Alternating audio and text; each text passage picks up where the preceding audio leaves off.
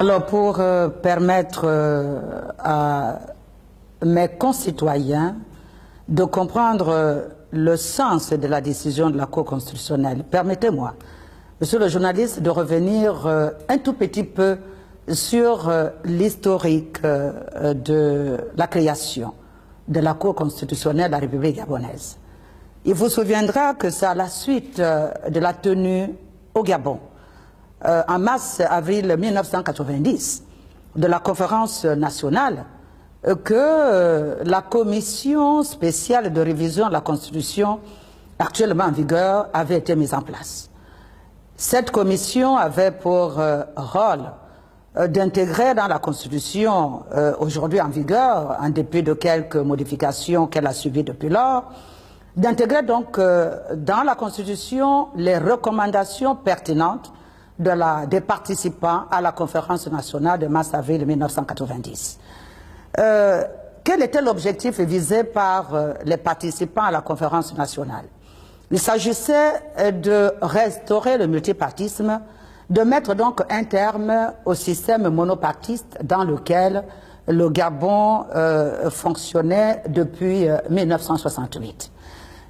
Les objectifs visés par les participants à la conférence nationale, c'était de créer une instance qui devait servir de contrepoids à toutes les institutions dans l'esprit de Montesquieu, donc être un contrepoids en veillant à ce que chaque institution intervienne dans son domaine de compétences et en donnant à celle-ci, c'est-à-dire à la Cour constitutionnelle, la possibilité d'intervenir en tant que garant de la Constitution, garante de la Constitution, d'intervenir dans pratiquement tous les domaines de compétences des autres institutions.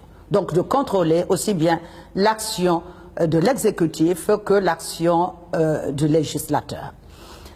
Le deuxième objectif visé par les participants à la conférence nationale, c'est de confier à cette institution un rôle de veilleur au bon fonctionnement des institutions de la République. C'est ainsi que depuis fort longtemps, vous avez constaté que toutes les fois qu'une situation juridique nouvelle se présentait et qui n'était pas prévue dans un texte, que ce soit la Constitution ou un autre texte à valeur constitutionnelle, sur saisine des autorités, que ce soit le président de la République, le Premier ministre, le président du Sénat, le président de l'Assemblée nationale, un dixième des députés ou un dixième des sénateurs, la Cour constitutionnelle intervient toujours pour réguler, parce que, en un mot, la Cour constitutionnelle est l'organe régulateur du fonctionnement des institutions et de l'activité des pouvoirs publics. Ce n'est pas moi qui le dis, ce ne sont pas les membres de la Cour constitutionnelle qui le disent. Il s'agit bel et bien du constituant à travers l'article 83 de la Constitution, au terme duquel la Cour constitutionnelle est la haute juridiction en matière constitutionnelle, elle est juge de la constitutionnalité des lois, elle est juge de la régularité des élections, elle garantit les droits fondamentaux de la personne humaine, mais surtout, elle est l'organe régulateur du fonctionnement des institutions et de l'activité des pouvoirs publics. Outre les dispositions de l'article 83, vous avez également les dispositions de l'article 88, qui, elles, sont complétées par celles de l'article 60 de la loi organique sur la Cour constitutionnelle, qui, elle, prévoit qu'en dehors de toutes les autres compétences dévolues à la Cour constitutionnelle, celle-ci a le pouvoir d'interpréter la Constitution et les autres textes à valeur constitutionnelle en cas de doute ou de lacune. Je voudrais tout de suite rappeler aux uns et aux autres que en 2009, à la suite du décès du président Omar Bongo Ondimba, la Cour constitutionnelle de la République gabonaise, conformément aux dispositions de l'époque de l'article 10 de la Constitution, avait constaté la vacance du pouvoir, avait donc proclamé comme président par intérim le président du Sénat, alors Rose Francine Rogombe Etumba. Mais la Cour constitutionnelle, dans sa décision du 9 juin 2009, que tout le monde peut encore relire aujourd'hui, la Cour ayant constaté que l'article 10, à l'époque, comportait des lacunes, avait donc prévu tout un arsenal de dispositions pour permettre au président de la République, par intérim, d'accomplir sa mission dans la sérénité et en efficacité.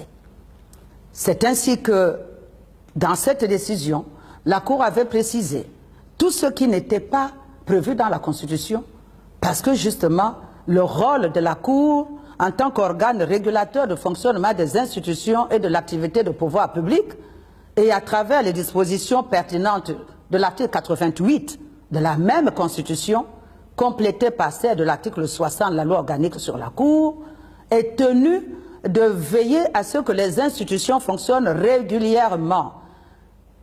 Le simple fait de dire que c'est le président du Sénat qui assure l'intérim en cas de vacance de la présidence de la République ne pouvait pas permettre au président par intérim de présider les conseils des ministres, de prêter serment, de s'installer, voir ses bureaux à la présidence de la République. Vous avez bien suivi comment la transition de 2009 s'était déroulée.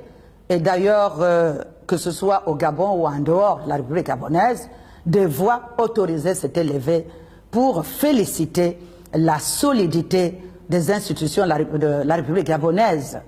Mais justement, c'est parce que la Cour constitutionnelle de la République gabonaise avait judicieusement, à travers cette mission qui lui est confiée par le constituant, complété ces dispositions qui ont permis donc à notre République de fonctionner régulièrement pendant la transition. Comme vous le constatez, le constituant pose le principe, mais toutes les fois pour assurer la continuité de la République, prévoit des exceptions et ramène toujours pratiquement cette mission entre les mains de la Cour constitutionnelle parce qu'elle est l'organe régulateur de fonctionnement des institutions et de l'activité des pouvoirs publics. J'en viens maintenant à la situation de la saisine du Premier ministre il y a quelques jours.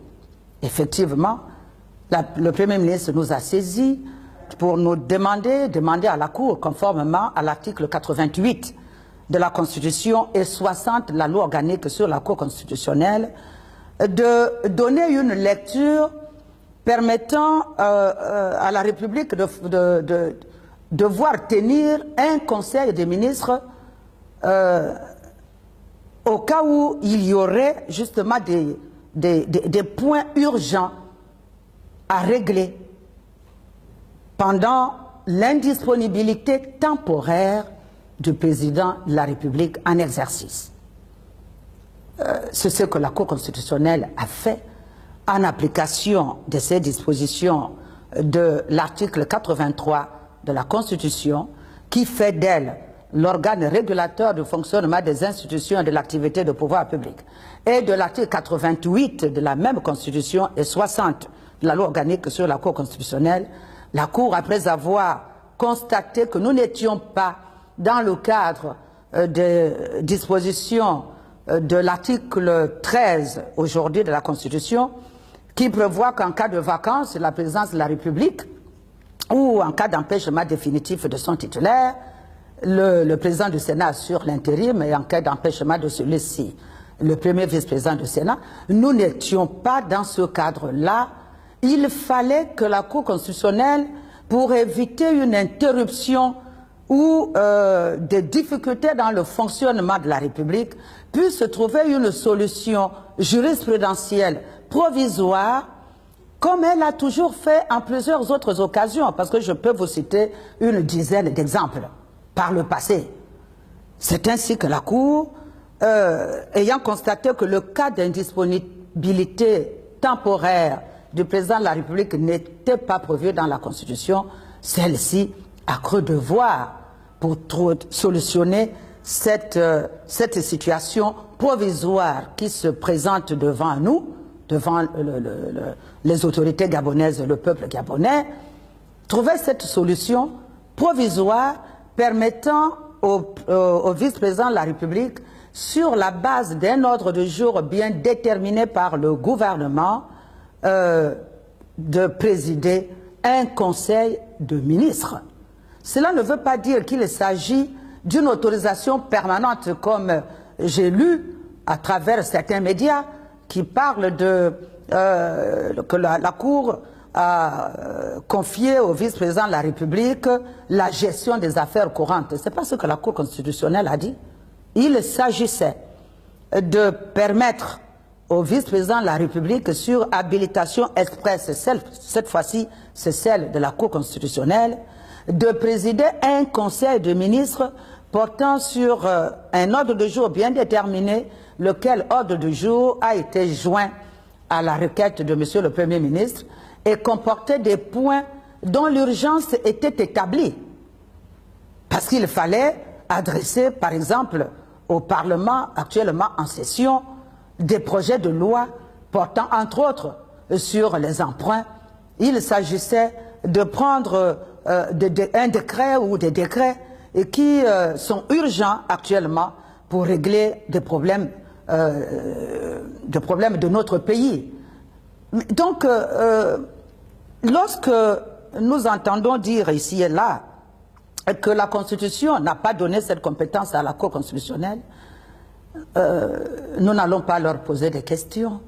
Nous voulons tout simplement leur dire que la Constitution de la République gabonaise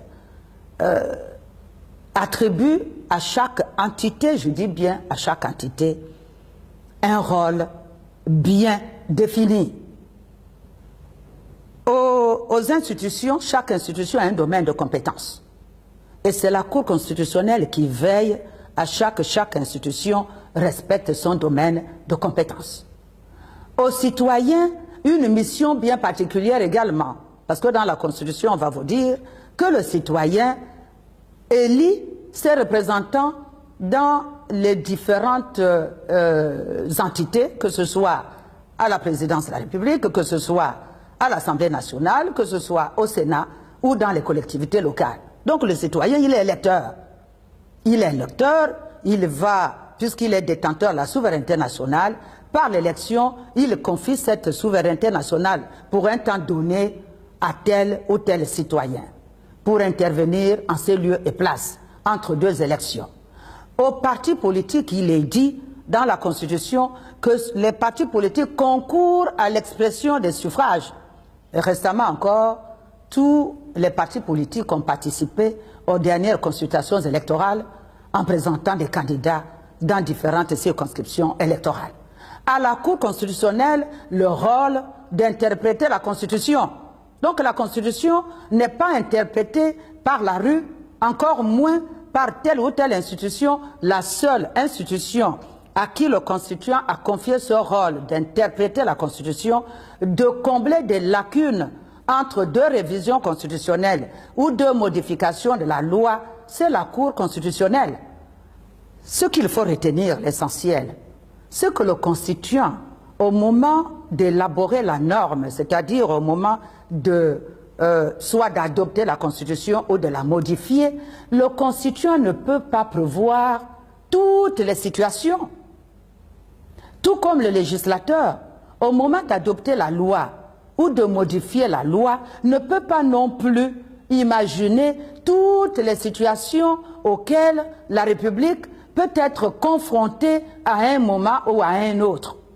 C'est la raison pour laquelle le constituant lui-même, conscient de ce qu'il n'est pas permanent, et le législateur non plus n'est pas permanent, le constituant n'étant pas divin, le législateur n'est pas divin non plus, le constituant et le législateur ont prévu une disposition pour confier cette charge à un organe, la Cour constitutionnelle, en disant, pendant que je ne suis pas opérationnel, entre deux révisions de la Constitution, vous, juges constitutionnels, vous, cours constitutionnels, vous devez interpréter la norme fondamentale qui est la Constitution et les textes à valeur constitutionnelle pour trouver des solutions pour régler des problèmes que je n'aurais pas envisagés au moment de l'adoption de la norme.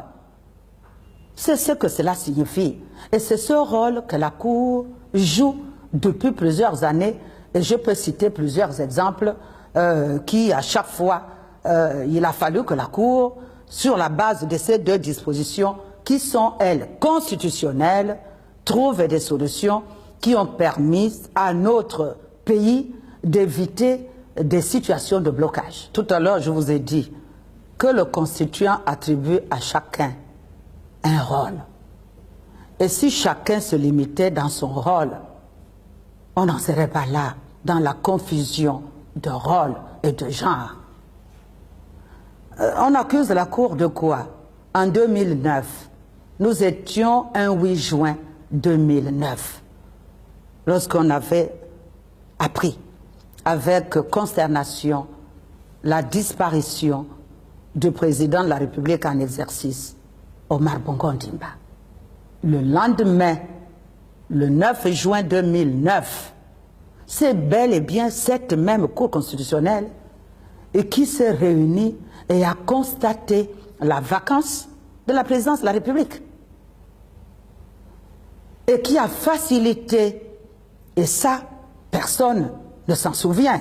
Ce qui est dommage au Gabon, c'est que même ceux qui étaient deviennent subitement amnésiques. Mais je me dois de rappeler ce que les uns et les autres veulent oublier, que c'est cette même Cour constitutionnelle qui avait constaté immédiatement la vacance, le lendemain même, c'est-à-dire le 9 juin, la vacance de la présidence de la République. Et avait, le 10, reçu le serment de Rose Francine Rogombe en tant que président par intérim. La Cour constitutionnelle de la République gabonaise n'a violé aucune disposition de la Constitution. La Constitution elle-même prévoit que toutes les fois que le texte fondamental, c'est-à-dire la Constitution, ou les autres textes d'application de la Constitution, c'est-à-dire les textes à valeur constitutionnelle, n'ont pas pu régler une situation nouvelle, la Cour constitutionnelle, en tant qu'organe régulateur de fonctionnement des institutions et de l'activité des pouvoirs publics, trouve une solution pour régler le problème. Mais cela ne veut pas dire que la Cour constitutionnelle va remplacer le constituant, encore moins le législateur. Cette solution qui permet de régler une situation urgente et particulière, cette solution-là, le moment où le constituant sera convoqué à l'initiative soit du président de la République, soit des parlementaires, le constituant peut ou non confirmer cette solution qui, jurisprudentielle, j'entends, qui aura été prise par l'organe régulateur, c'est-à-dire la Cour constitutionnelle, pour régler une situation donnée. L'objectif ici étant de faire en sorte que la République ne s'arrête pas, qu'il n'y ait pas une crise institutionnelle. C'est pourquoi le constituant lui-même, je répète, que c'est l'article 83 de la Constitution et 88 de la même Constitution qui prévoit cette exception, je vais dire, aux principes qui sont posés dans la Constitution. Donc il n'y a pas du tout de violation de la Constitution. Il y a que la Cour constitutionnelle est là pour régler les difficultés qui se présentent à un moment donné, mais qui n'ont pas été prises en compte au moment de l'adoption des lois. Maintenant, ce qu'il propose de convoquer un référendum, mais le référendum est d'initiative, soit c'est le président de la République qui initie le référendum, ou les parlementaires. Mais là encore, la question qui est soumise au référendum est toujours soumise à la Cour constitutionnelle. Mais s'ils veulent le faire, ce référendum-là, c'est pour compléter la Constitution ou pour faire quoi? C'est la question que je leur pose. Pendant ce temps qu'on organise le référendum, que devient la République devant les urgences? Mais c'est la raison pour laquelle le constituant lui-même a pris le devant pour dire il peut y avoir dans le parcours normal de la vie d'un pays des situations urgentes qui doivent être réglées en urgence pour éviter justement des crises. Cour constitutionnelle, l'organe régulateur, vous intervenez pendant ce temps-là. Et après moi-même, par voie de référendum, pourquoi pas, le moment venu, je pourrais, moi, constituant, revenir sur ce que vous aurez décidé pour régler la situation, ou bien confirmer ce que vous aurez décidé pour régler la situation. Ce n'est pas la première fois que la Cour constitutionnelle fait une application stricte des dispositions de la Constitution. Mais le problème qui se pose, c'est le contexte. Vous savez que depuis 2 ans bientôt, nous tous, nous devenons fébriles. Donc on n'a pas le temps de lire l'ensemble des dispositions de la Constitution. On se cantonne de ne prendre connaissance que d'un seul texte, d'un seul article, alors que la Constitution, si vous prenez le temps de lire la Constitution du début jusqu'à la fin, vous allez vous rendre compte que la Cour constitutionnelle est la seule institution qui est visée pratiquement dans tout le long du parcours de la loi fondamentale au niveau de toutes les institutions. Tout est ramené à l'organe régulateur. Il y a un député qui démissionne, ou il y a le décès d'un sénateur, mais c'est toujours la Cour constitutionnelle qui est saisie. Pourquoi? Le député tient son mandat du peuple souverain. Mais pourquoi lorsqu'il démissionne ou lorsqu'il décède, pourquoi on saisit la Cour constitutionnelle? Tout simplement parce qu'elle est l'organe régulateur du fonctionnement des institutions et de l'activité des pouvoirs publics. Il n'y a pas, ce rôle n'a pas été confié à 1000 institutions ou à 1000 personnes. Ce rôle, le constituant lui-même l'a confié volontairement, expressément, exclusivement à la Cour constitutionnelle de la République gabonaise. S'il y a une situation qui n'a pas été prévue par le constituant, conformément à la volonté du constituant, manifestée à travers les dispositions de l'article 88 de la Constitution et 83 de la même loi fondamentale, la Cour, saisie par les autorités compétentes, mais exercera toujours sa compétence. Il n'en saura être autrement. Ça s'est déjà produit par le passé. Mais c'est le constituant, c'est la vie normale de la nation. L'autorisation qui a été donnée dans la décision rendue avant-hier ne vaut que pour ce conseil, celui-ci. C'est toutes les fois que ce sera nécessaire, mais les autorités compétentes doivent suivre la même procédure, c'est-à-dire au cas par cas, saisir la Cour constitutionnelle. Donc il ne s'agit pas d'une autorisation permanente qui est donnée au vice-président de la République de se lever un bon matin, de convoquer un conseil des ministres. Parce que il n'a pas un domaine de compétence propre. Donc, toutes les fois que nécessaire, les autorités compétentes, entre autres le Premier ministre, saisira en cas de nécessité la Cour constitutionnelle pour que celle-ci puisse se déterminer. Peut-être que ce sera le seul conseil des ministres que le vice-président va tenir. Parce que si dans quelques jours, le chef de l'État revient, le président de la République revient parmi nous, mais il ne pourra pas présider le conseil, un autre conseil des ministres. C'est ce que nous souhaitons tous. Ce qui m'étonne, c'est que vous étiez tous, ou du moins à travers vous, vos canaux médiatiques, le monde entier a suivi que la décision n'a pas été prise par Madame le Président de la Cour constitutionnelle.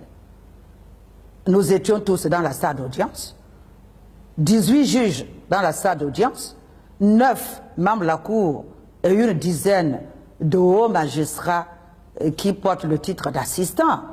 Donc la décision qui a été prise, c'est celle de la Cour constitutionnelle et non celle de Madame le Président de la Cour constitutionnelle. Qui n'est que président de la Cour constitutionnelle? C'est la première observation. La deuxième, c'est que la Cour constitutionnelle et non Madame le Président ne s'arroge pas les prérogatives du constituant, du législateur, encore moins de l'exécutif. Est-ce que c'est la Cour constitutionnelle qui est actuellement en train de présider le Conseil des ministres? Non.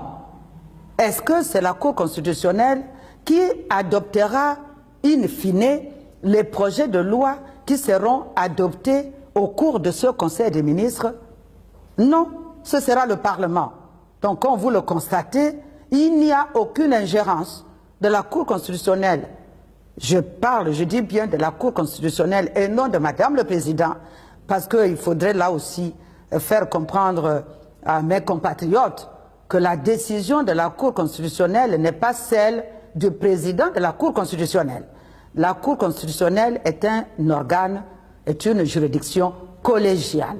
Nous sommes 9 membres de la Cour, et ce jour, vous tous, vous étiez là, et même ceux qui n'étaient pas dans la salle, à travers les médias, ont bien constaté que j'étais entouré de mes collègues membres de la Cour constitutionnelle, et que le dossier, lorsque la Cour est saisie, il y a un rapporteur et un rapporteur adjoint, 2 juges qui sont donc désignés pour instruire le dossier.